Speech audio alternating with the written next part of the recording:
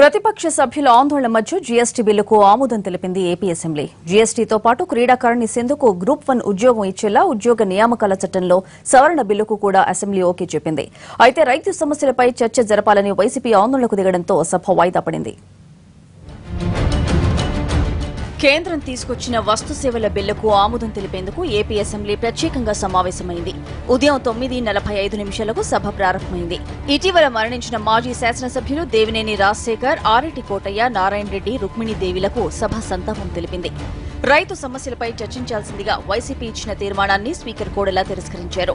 వెంటనే జీఎస్టీ బిల్లును సభలో ప్రవేశపెట్టారు మంత్రి యనమల రామకృష్ణుడు.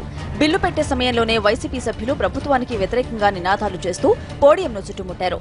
మిర్చి రైతులతో పాటు మిగతా రైతుల సమస్యలపై చర్చ చేపట్టాలంటూ ప్లకార్డులతో నిరసన తెలిపారు.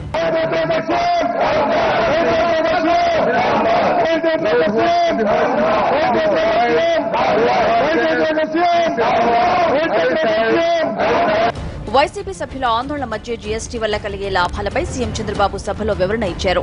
దేశంలో పెట్టుబడులు పెట్టాలనుకునే వారికి అనేక రకాల పన్నులు, అవినీతి వల్ల అనేక ఇబ్బందులు ఎదురవుతున్నాయన్నారు ముఖ్యమంత్రి. ఎన్డీఏ తీసుకొచ్చిన జీఎస్టీ బిల్లును ఏకగ్రీవంగా ఆమోదించాలని కోరారు. వైసీపీ నిరసన మధ్య జీఎస్టీ బిల్లుకు సభ ఆమోదం తెలిపింది.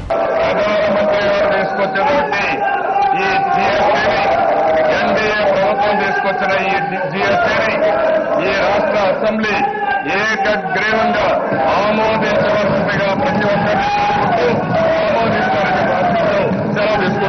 మరోవైపు ఒలింపిక్స్ లో సిల్వర్ పథకం సాధించిన పీవీ సింధుకు గ్రూప్ 1 ఉద్యోగం ఇవ్వాలని గతంలోనే ప్రభుత్వం నిర్ణయించింది.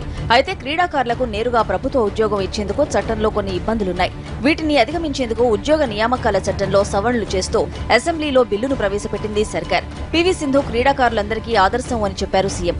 ఆందోళన చేస్తున్న ప్రతిపక్ష వైసీపీపై సీఎం మండిపడ్డారు. బిల్లులు పాస్ అవుతుంటే వైసీపీ సభ్యులు ఓర్వలేకపోతున్నారని ఆగ్రహం వ్యక్తం చేశారు ముఖ్యమంత్రి. ఒక మంచి రికగ్నిషన్ వస్తా ఉంటే చూసి భరించలేకపోతున్నారు అధ్యక్ష. దేశం బాగుపడే జీఎస్టీ బిల్ వస్తే ఆ బిల్లును సమర్థించలేని ఈ పార్టీని ఏమనాలో నాకైతే అర్థం కావాలి అధ్యక్ష.